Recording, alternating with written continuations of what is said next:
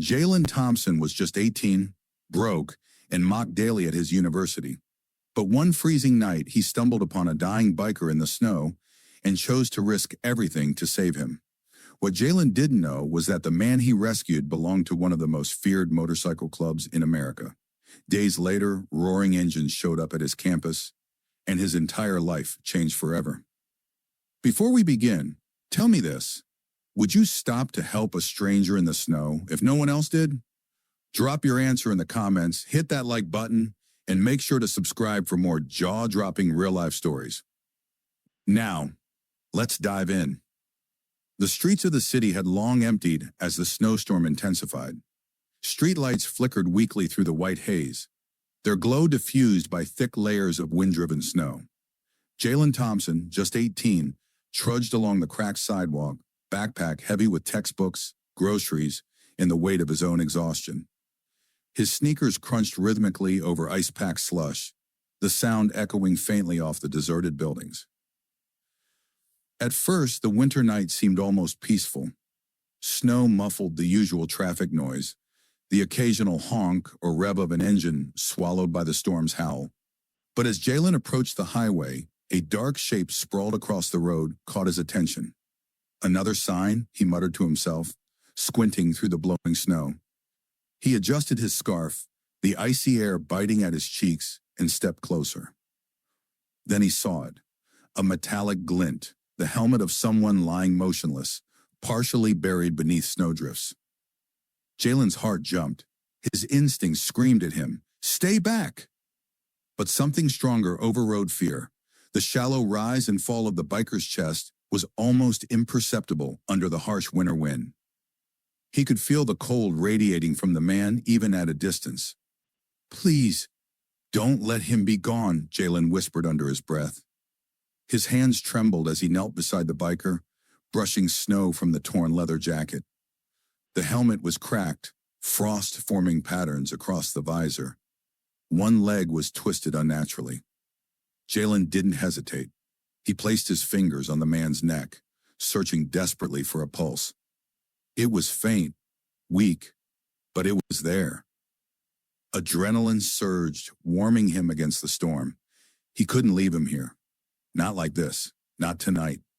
Jalen surveyed his surroundings. Empty streets, no cars, no pedestrians, just him, the storm, and the stranger. He tried lifting the biker, but the man's body was heavy, uncooperative, and stiff from the cold. Snow clung to his clothes, making every movement a battle. Jalen struggled for several minutes, sliding the man inch by inch to the edge of the road. His legs burned, his gloves soaked through, but he refused to stop. In his mind, he imagined the warmth of blankets, the safety of a hospital. The thought alone kept him moving. Finally, exhausted and frozen, he heard the wail of a distant siren. He had called 911 before attempting to move the biker, his phone buried deep in his jacket pocket, fingers numb. But the operator's voice had already guided him through first aid steps over the phone. He'd followed instructions to the letter, keeping pressure on a potential wound and keeping the man's airway clear. The ambulance arrived, its lights cutting through the storm like twin lances of hope. Paramedics emerged, swiftly assessing the situation. Jalen explained what he knew, what he had done, and then without waiting, they lifted the man under the stretcher with a medical lift, careful not to worsen the twisted leg. The man, finally cradled safely in the warmth of the ambulance, gave a faint groan, a small sign of life that made Jalen's chest ache with relief. "Hang in there, okay?" he whispered, his voice cracking. "You're going to be fine." As the doors closed, siren piercing the storm, Jalen sank to the icy ground. His entire body shook, not just from cold, but from the sheer weight of what had just happened. He had no experience, no training. He was just a teenager who had chosen to act. And somehow, that had made all the difference. Snow continued to fall, each flake a silent witness to courage born out of necessity. Tonight, a life had been saved, and tomorrow Jalen's life, too, would begin to change, though he had no idea how radically. The storm had subsided by dawn. Streets once blanketed in chaos were now eerily still, painted white with snowbanks stacked like walls along the sidewalks.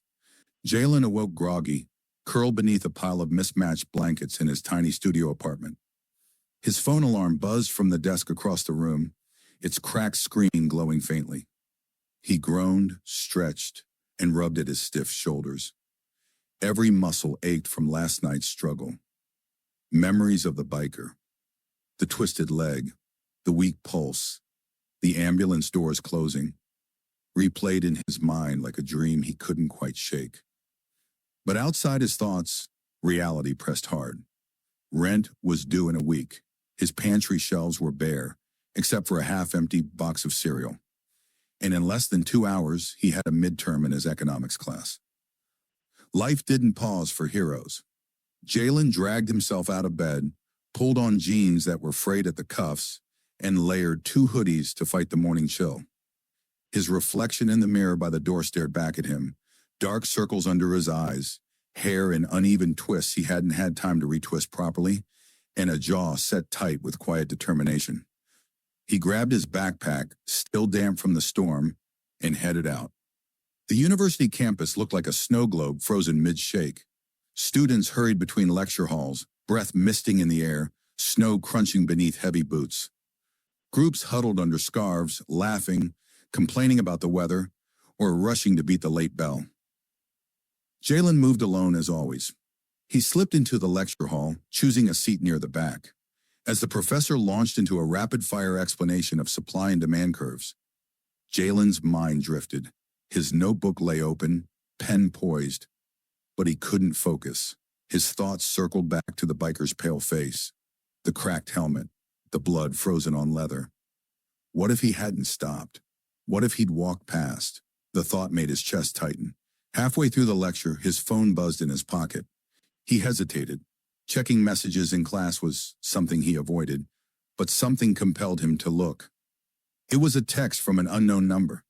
"This is St. Mary's Hospital. The patient you helped last night is stable." He asked if the young man who found him could come by.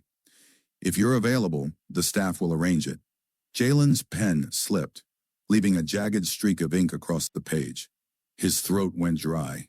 Stable, alive. Relief washed over him, like sunlight cutting through clouds. But then the second part struck. "He asked for you." Him?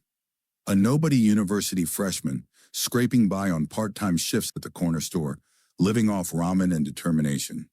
Why would a biker, someone tough, larger than life, want to see him? Jalen barely registered the rest of the lecture. When class ended, he packed up quietly, ignoring the clusters of students chatting as they filed out. He had a choice: go home and pretend none of this mattered, or walk into the hospital and face whatever awaited. He knew his answer before the thought even finished forming. The hospital smelled of antiseptic and coffee, sterile yet oddly comforting. Nurses moved briskly through the halls, doctors checked charts, and the occasional squeak of rubber soles echoed against the polished linoleum floors. At the reception desk, Jalen cleared his throat. I'm here to see a patient. He asked for me." The nurse scanned the visitor log. "Name?" "Jalen Thompson." Her brows lifted slightly. Room 312. He's been waiting for you." Jalen's stomach tightened. He followed the hallway numbers, each step heavier than the last. His palms were sweaty despite the cold draft in the corridor. What would he say? What could he possibly offer a man whose life he'd nearly watched slip away in the snow? Finally, he reached the door. He paused, exhaled slowly, and knocked. "Come in," a gravelly voice called. Jalen entered. The room was dim, blinds half drawn. The biker lay propped against pillows, his leg in a cast, head bandaged. But his eyes, sharp, weathered, and startlingly alive, locked onto Jalen the moment he stepped inside. For a moment, silence filled the room. Then the man gave a faint, almost amused smile. "You're the kid," he said. His voice was rough but steady. "The one who dragged my sorry self out of that storm." Jalen shifted awkwardly, clutching the strap of his backpack. I just did what anyone would have." The biker chuckled softly, though the sound carried a rasp of pain. "Don't sell yourself short. Most people would have kept walking. Pretended not to see. You didn't. Jalen swallowed, unsure how to respond. He hadn't expected gratitude. He hadn't expected anything. The man extended a hand, scarred and strong, despite the IV taped to it. Name's Victor Kane. Remember it. Because whether you realize it or not, last night you changed both our lives. Jalen stared at the hand, then slowly reached out, gripping it firmly. In that moment, a current passed between them, not just of gratitude, but of something unspoken. A bond forged in snow, blood, and the kind of courage no one had ever credited Jalen with before. He had no idea that handshake was only the beginning. Victor's grip was firm, his hand rough with years of road and battle. Jalen released it slowly, still uncertain how to place this man before him. He looked like a biker, yes, the leather jacket folded neatly on the chair, the tattoos curling up his forearm like blackened vines. But there was something else in his presence, a gravity. Victor studied him for a moment, eyes narrowing slightly, as if measuring his worth beyond the single act of dragging him out of the snow.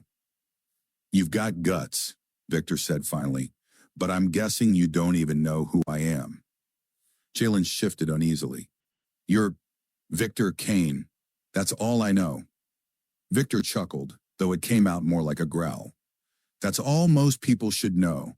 But the truth is, Kane isn't just a name. It's a patch, a road, a family.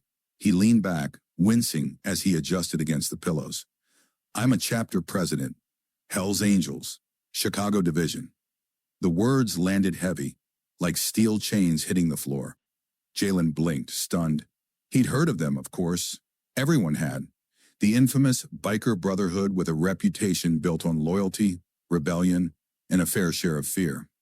To most students on campus, Hell's Angels were a rumor wrapped in leather and chrome, and yet here one of them was, thanking him. Jalen stammered, I didn't help you because of that. I didn't even know. I know you didn't, Victor said, cutting him off with a faint smile. That's the only reason we're sitting here, kid. You didn't help the patch. You helped the man. That matters. For a moment, silence stretched. Outside the window, snow still clung to the edges of the city, muffling the usual roar of traffic. Inside, Jalen's mind raced. He'd saved a stranger, but that stranger wasn't just anyone. He was someone with reach, someone who commanded respect and fear. Victor's voice softened. Tell me something, Jalen. Why'd you stop? The question caught him off guard. Jalen opened his mouth, then closed it again. Why had he? He thought of his mother working double shifts at the diner, of the kids at school who laughed at his old sneakers and thrift store backpack, of the countless times he'd been overlooked or dismissed. Because no one else did, Jalen said finally. His voice was quiet, but steady. I couldn't just leave you there. Victor studied him for a long moment, then nodded slowly. That's the answer I was hoping for. Jalen visited Victor again 2 days later, then again the week after. What began as awkward small talk, updates about the weather, questions about school, slowly shifted into something more. Stories, lessons. Victor told him about the road, about brotherhood, loyalty, and the unspoken code of those who rode together.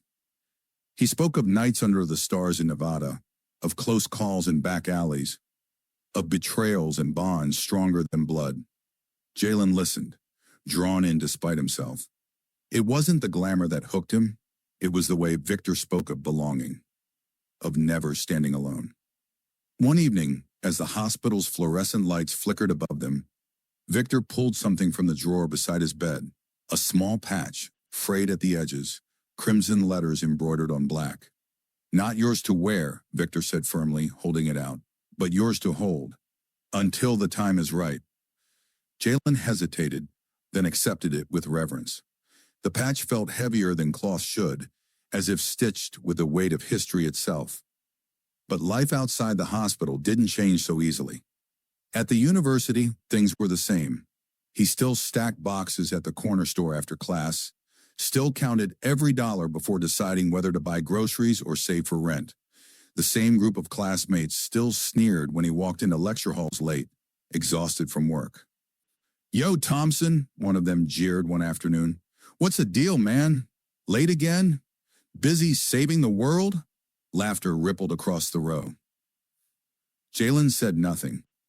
He'd learned silence was easier, but deep down something simmered differently now, because somewhere in a hospital bed, a man named Victor Kane looked at him, not with ridicule, but with respect. That seed of recognition grew quietly, even as the world around him stayed cruel. One snowy Friday evening, nearly 3 weeks after the night of the storm, Jalen was closing up the corner store. He was alone, sweeping the floor, the neon sign outside buzzing faintly. And then he heard it. The sound started faint, a low vibration beneath the city noise. Then it grew, louder, closer, a dozen engines rumbling in perfect unison. Jalen froze, broom mid-sweep, as the sound rolled down the street like thunder. He stepped to the window. Headlights cut through the dusk. 1 motorcycle, 2, 5, 10, 15, all chrome and leather, patches glinting in the cold light. The Hells Angels, their presence undeniable, lined the street outside the corner store. The neighborhood fell silent. Pedestrians stopped mid-step. Cars slowed to a crawl. Every eye turned toward the line of bikers, their engines growling, the air vibrating with power. And at the front of them all, astride a gleaming Harley, was Victor Kane. Alive, whole, and looking straight at Jalen.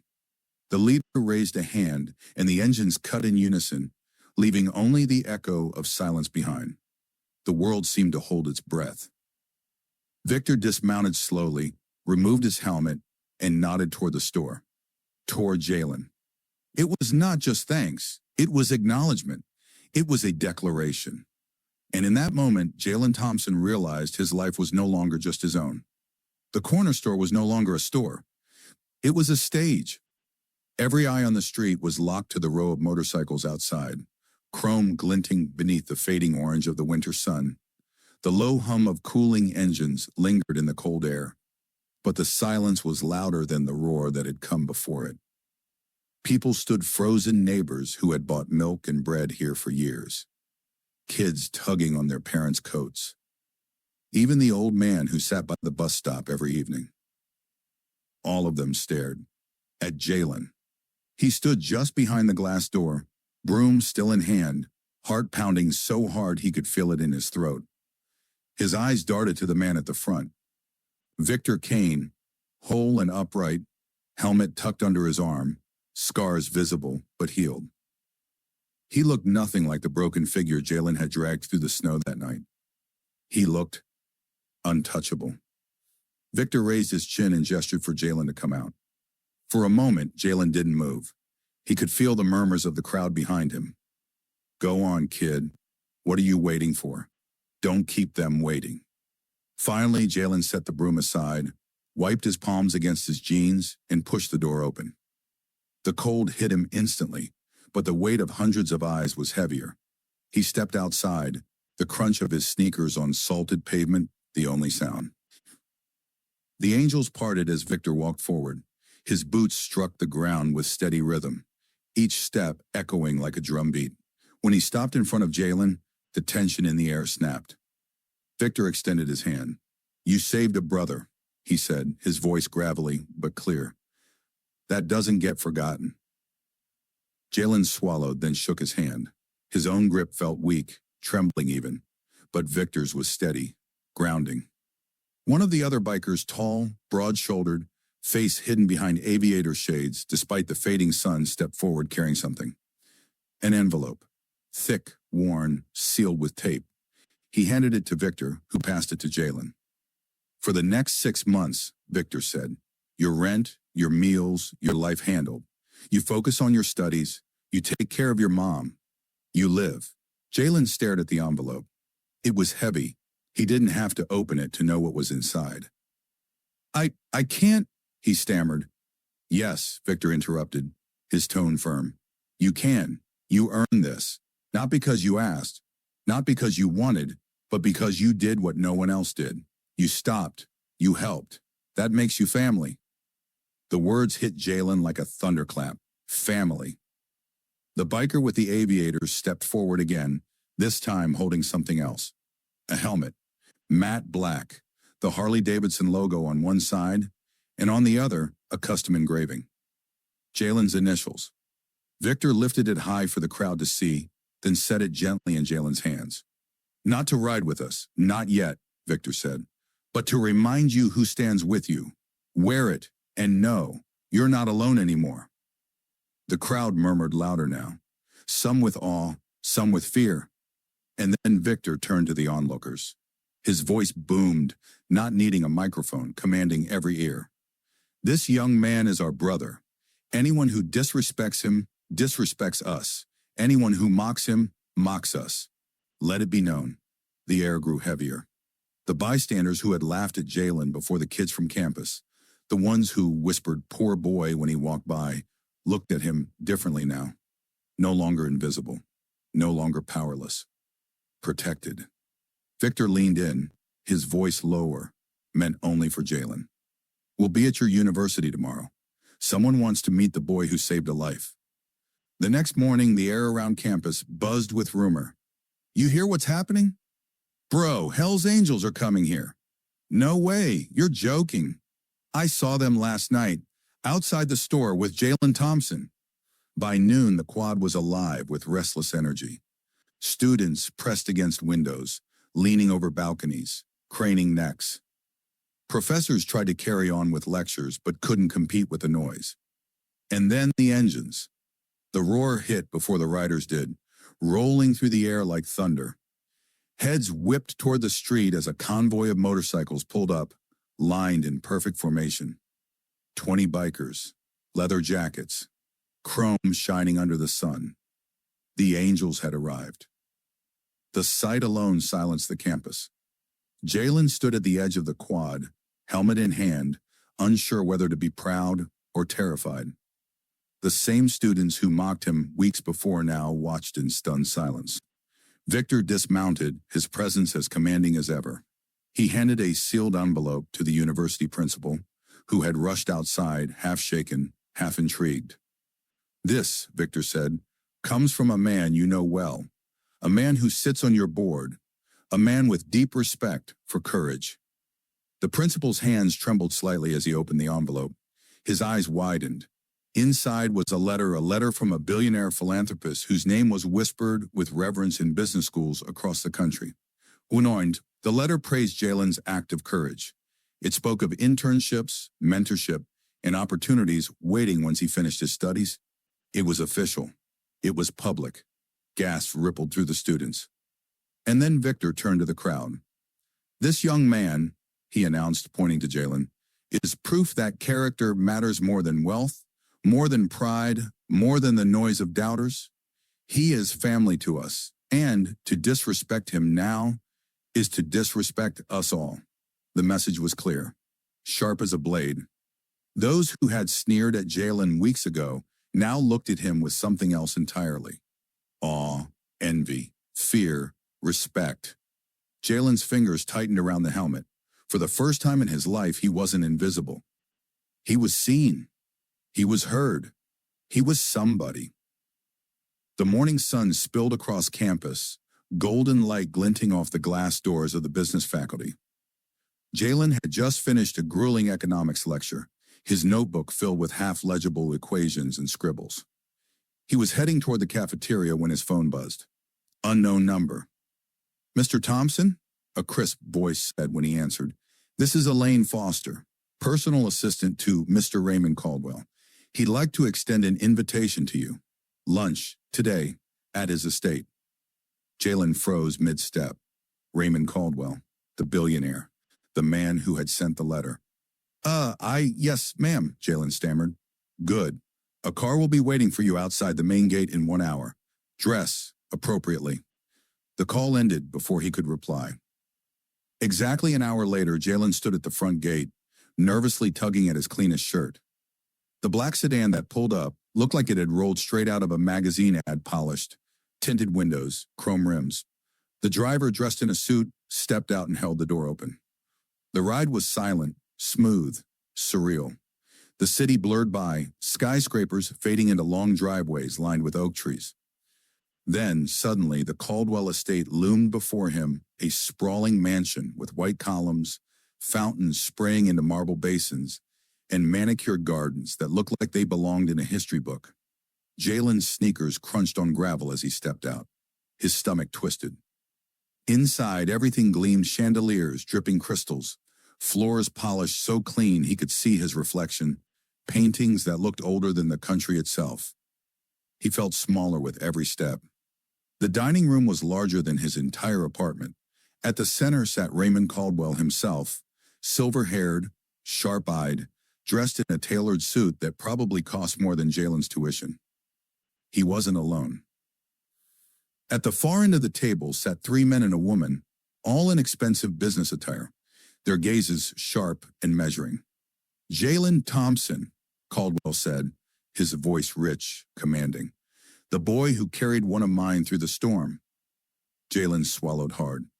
I just did what anyone would have done, sir." One of the men chuckled dryly. "Anyone? No, son. 99 out of 100 would have walked away. You didn't. That's why you're here." Caldwell leaned forward, fingers steepled. "Tell me, Jalen, what do you want from life?" The question hit harder than expected. For a moment, Jalen thought of his mother counting bills at the kitchen table, of Nia asking if they were rich now. He thought of Marcus sneering by the fountain. He thought of the helmet sitting on his desk.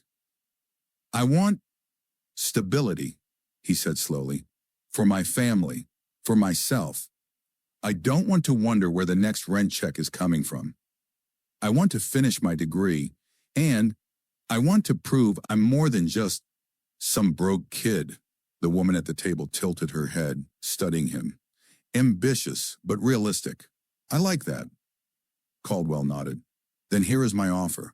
A summer internship at Caldwell Enterprises. Paid. Full access to my offices.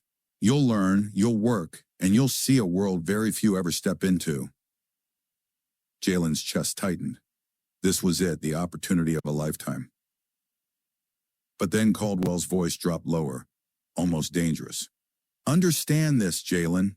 My world isn't kind. Some will respect you. Others will despise you. They'll sneer at where you come from, at the color of your skin, at the fact that your shoes aren't Italian leather. You'll be tested not just in skill, but in dignity. Can you handle that?" Jalen held his gaze, steady. "Yes, sir." Caldwell's lips curled into the faintest smile. "Good, because once you step into my world, there's no going back." That night, Jalen lay awake, staring at the ceiling of his tiny apartment.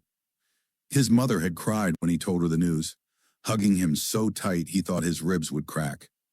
Nia had danced around the living room chanting, "Internship, internship," like it was a magic spell. But alone in the dark, the weight settled. The billionaire's world wasn't just about opportunity, it was about power, and power always came with a price. Jalen didn't know what the price would be yet, but he knew one thing: he was ready to pay it. The elevator ride seemed endless. Polished mirrors reflected Jalen's nervous face from every angle, and the faint hum of the cables felt like a drumbeat in his chest. When the door slid open, he stepped onto the 40th floor of Caldwell Enterprises, the beating heart of the empire. The place looked like a different universe. Glass walls stretched from floor to ceiling, giving a view of the entire city skyline. Desks gleamed beneath spotless lights, people moved briskly in tailored suits, and conversations buzzed in crisp, confident tones. Everyone here seemed to radiate money, privilege, and certainty. Jalen smoothed the borrowed blazer his mother had pressed until midnight. It wasn't designer, and his shoes weren't shiny leather, but he held his chin high. Elaine Foster, the billionaire's assistant, greeted him at the entrance. Tall, elegant, with sharp heels clicking against the marble, she barely glanced at him before saying, "You'll be shadowing Mr. Blake. He handles client acquisition. Don't speak unless spoken to, and always take notes. Understand?" "Yes, ma'am," Jalen said quickly. "Good. And Jalen?" She paused, giving him a once-over. "Don't embarrass Mr. Caldwell. Her words stung more than they should have, but Jalen forced himself to nod. Mr. Blake's office was spacious but cold. The man himself was middle-aged, with slick-back hair and an expensive watch that caught the light every time he gestured. He looked Jalen up and down with a smirk. "So, you're the kid?" Jalen shifted uneasily. "Yes, sir." "I've been told you're here because you carried someone through the snow." "Noble, sure. But this isn't about playing hero. This is business. Numbers, deals, power." He leaned back, folding his hands. "You think you're ready for that?" Jalen's throat tightened, but he managed. "That's why I'm here, sir. To learn." Mr. Blake chuckled softly, not kindly. "We'll see." The day was a blur of meetings. Jalen sat silently at the edge of the conference room, scribbling notes as men and women in polished suits spoke in acronyms he barely understood. EBITDA, ROI, forecasting margins.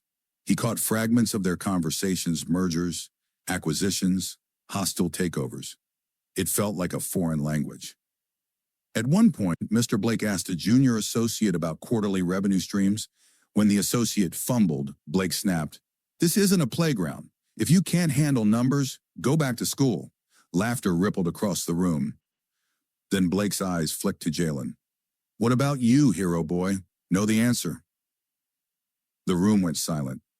Jalen's pulse thundered in his ears. He didn't know the figures, but he remembered one of the charts he'd studied during the meeting. Tentatively, he said, "Quarter 3 saw a dip due to rising supply chain costs, but projections show recovery by Quarter 4. For a beat, nothing. Then the room murmured. Some raised eyebrows. Blake's smirk faltered just slightly. "Not bad," he said at last. "For a rookie." During lunch break, Jalen carried his tray to an empty table in the corner of the company cafeteria. Whispers followed him. "Who is that kid?" "Intern. Heard he's some charity case Caldwell pulled in." "Figures. Doesn't look like he belongs here." The words cut deep, but then his phone buzzed a text from his sister Nia. "You got this, Jay. Don't let anyone mess with you. Proud of you." Jalen smiled faintly. That was enough to carry him through the rest of the day. That evening, as he left the tower, the sunset lit the skyscraper windows in molten gold. For the first time, Jalen felt the weight of the path he was on. This wasn't just about an internship. It was a battlefield where respect wasn't given. It was fought for. And he was ready for the fight.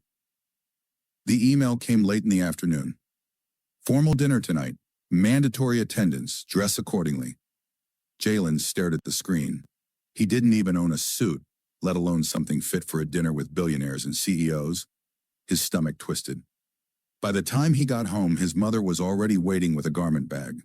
"It's your father's," she said softly, pulling out a charcoal gray suit. He wore it to every important event he ever had. It's not new, not tailored, but it's ours. And it'll carry you through. The fabric smelled faintly of cedar from the old closet. Jalen swallowed hard, a lump in his throat. "Thanks, Mom." The dinner was at one of the city's most exclusive hotels, a chandeliered ballroom dripping with gold accents, soft jazz filling the air.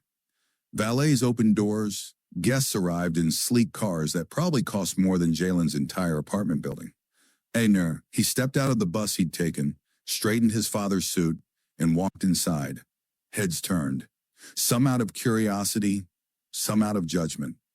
Elaine Foster appeared at his side almost instantly. "You made it," she said flatly. "Remember, don't speak unless spoken to.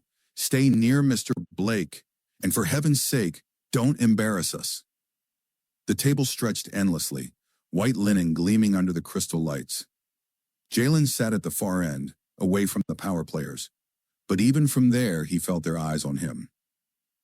Halfway through the appetizers, one of the guests, a silver-haired CEO with a smirk carved into his face, leaned toward Blake and asked, loud enough for everyone to hear, "Tell me, who's the new face at the end of the table?"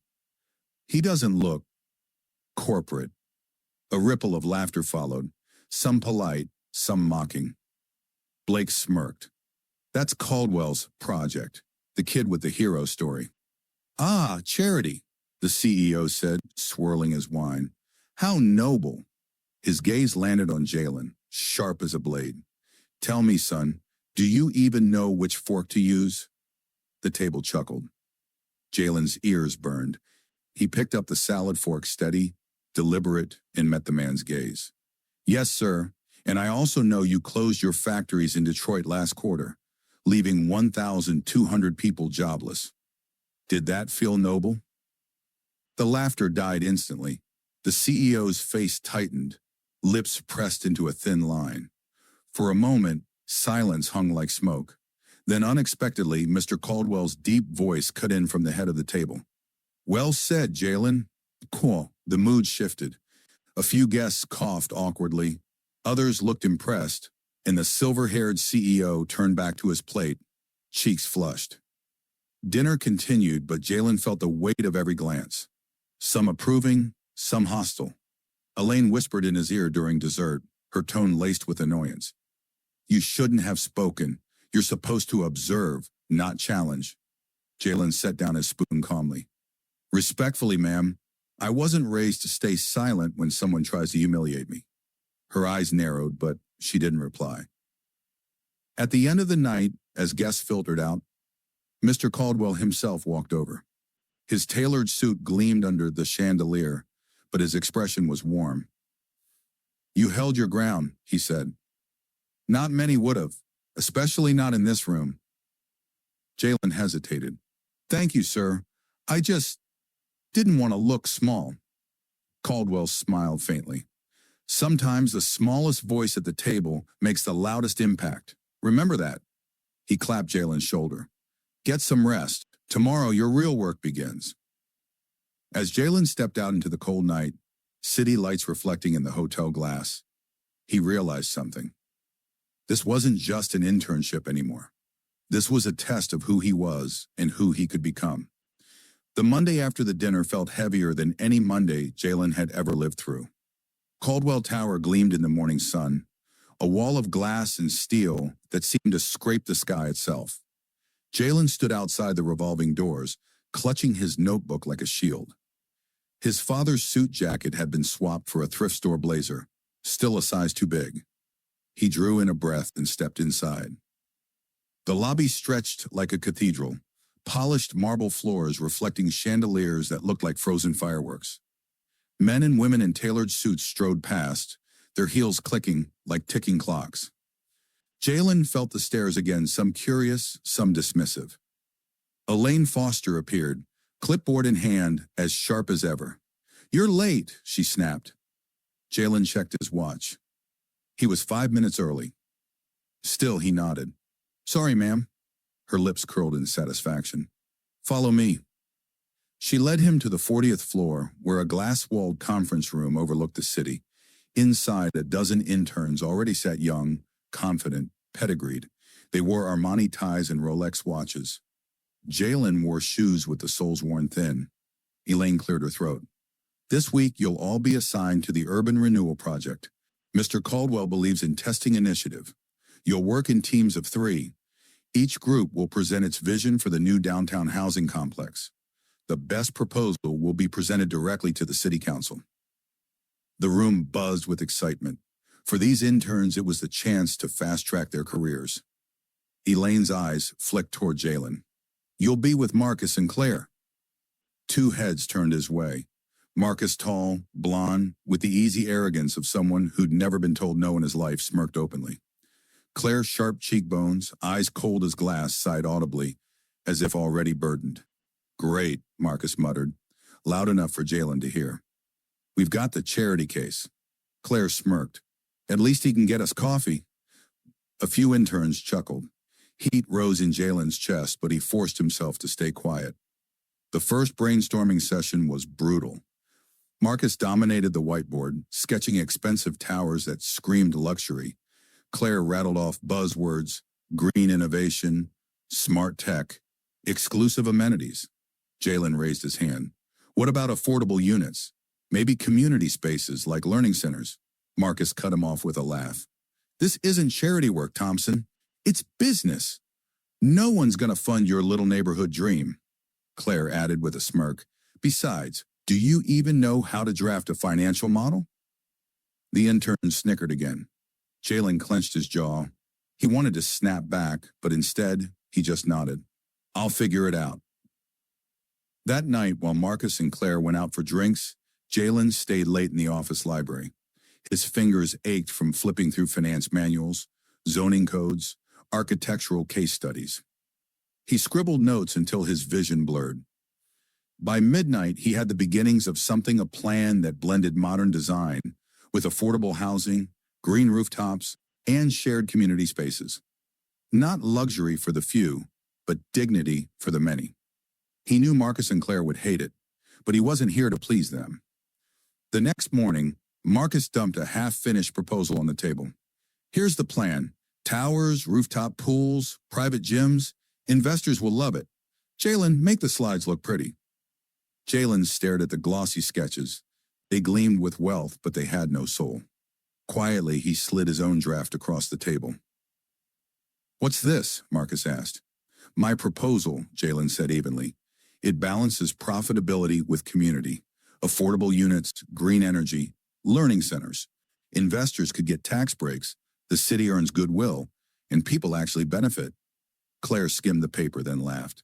This looks like a charity pamphlet. You think the city council cares about community? Marcus ripped the draft in half and tossed it aside. Stick to coffee duty, Thompson. But Jalen wasn't done. When they left for lunch, he dug the shredded pages from the trash, taped them back together, and rebuilt the proposal. Alone in a corner cubicle, he refined the numbers until they glowed with possibility. Every night that week, while the others went home, Jalen stayed behind, fueled by vending machine coffee and raw determination. He created models, graphs, sketches. He poured his own lived experience into the design, the struggles of his neighborhood, the faces of families he'd grown up with, the dignity of people who deserved more than being priced out of their homes. By Friday, he had a full presentation. Presentation day arrived. The interns gathered in the conference room, nerves buzzing like static. Mr. Caldwell himself sat at the head of the table, fingers steepled, eyes sharp.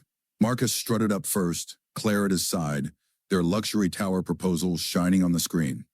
This, Marcus declared confidently, is the future of downtown. Exclusive, profitable, untouchable. The slides gleamed with marble lobbies and infinity pools. Caldwell's face remained unreadable. Then it was Jalen's turn. He stood, hands trembling slightly, as his slides came up. Simple, clean, but powerful.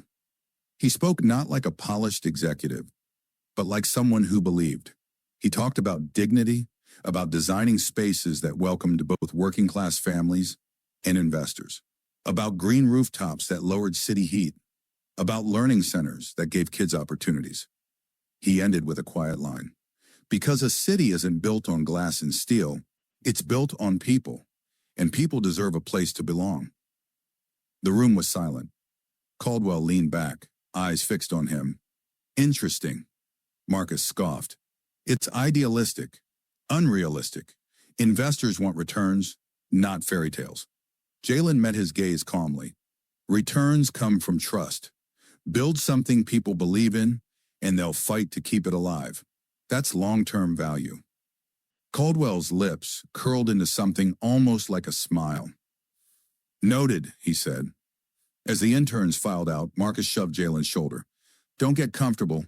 Caldwell's just humoring you. At the end of the day, people like us win. People like you don't belong here. Jalen straightened his blazer. His voice was steady. We'll see. That night, as he walked home under the city lights, his phone buzzed.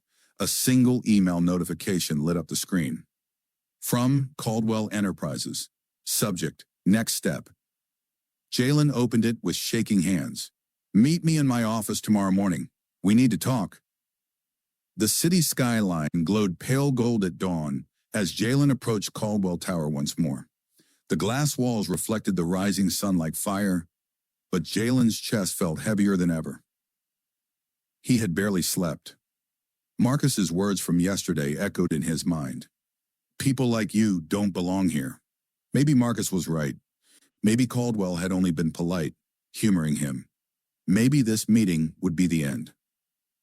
Still, Jalen walked through the revolving doors, shoes squeaking faintly against the marble lobby. He took the elevator to the top floor, his reflection staring back at him in the mirrored walls, tired, nervous, but unbroken. Mr. Caldwell's office stretched like a museum, lined with bookshelves, maps, and photographs of city skylines from across the world. Behind a massive oak desk, Caldwell sat, a figure of quiet authority. Elaine stood at his side, clipboard as always, her expression unreadable. "Sit," Caldwell said simply. Jalen obeyed. His palms were damp against his notebook. For a long moment, Caldwell said nothing, just studied him with those sharp, calculating eyes. Finally, he leaned back. "You remind me of someone," he said. Jalen blinked. "Sir?" "Myself," Caldwell said. 18 years old, broke, underestimated.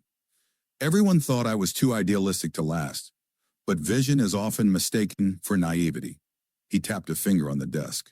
"Your proposal, it won't just sit in a drawer. I'm assigning you to my development team, not as an intern, as a junior associate." Jalen's breath caught. "Sir, you earned it," Caldwell said, his tone final. "Don't waste it." Elaine handed over a crisp folder. Inside was a contract official, stamped undeniable. Jalen's hands trembled as he signed. But the story didn't end in that office. That weekend, Caldwell Tower wasn't the center of attention the university campus was. It started as a whisper. Then the sound grew. Deep, thunderous, familiar. Engines. The roar of motorcycles shook the air as dozens of Hell's Angels pulled into the parking lot. Students scattered at first, some gasping, others filming on their phones. Professors rushed to the windows wide-eyed. And in the middle of it all, Jalen froze where he stood. The leader dismounted, helmet under his arm, that same scarred face calm but commanding. His eyes found Jalen instantly. "You," he said simply, walking forward. "We heard what you did." Confused murmurs rippled across the campus. "What do you mean?" a student whispered. Another answered, "That's the guy who helped one of them. They say he saved a biker's life." The leader clasped Jalen's shoulder firmly. "Our brother is alive because of you. We don't forget debts, not ever." Then turning to the crowd, his voice boomed. "From this day, Jalen Thompson is under our protection. Show him respect, because if you don't..." He glanced at his riders, engines revving in unison, thunder splitting the air. "You'll answer to us." The students who once mocked Jalen fell silent, eyes wide, faces pale. One of the bikers stepped forward, carrying a polished wooden box. He handed it to Jalen. Inside lay a gleaming custom Harley-Davidson helmet, matte black with a silver insignia. Not just a gift, a symbol. The leader leaned close. "You're not just some kid anymore. You're family. Brotherhood isn't about blood. It's about loyalty." The moment spread like wildfire. By nightfall, every social feed at the university buzzed with the same story.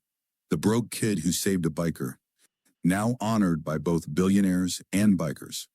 Marcus and Claire, who had sneered at him days earlier, avoided his gaze in the hallways. Professors who once overlooked him nodded respectfully, and his mother, frail but smiling, wept quietly at the sight of her son standing taller than ever before. That evening, Jalen sat on the steps outside his apartment, the custom helmet resting beside him. He stared at the city lights flickering across the skyline. For the first time, he didn't feel like an outsider looking in. He felt like he belonged not just to the world of business, not just to his neighborhood, but to something larger. Courage had carried him here. Loyalty had bound him to others. And now, opportunity stretched wide before him, as vast as the city itself. He whispered to himself, almost in disbelief, "From nothing to this." The rumble of distant motorcycles echoed faintly in the night, blending with the hum of the city. Jalen smiled, because this was only the beginning.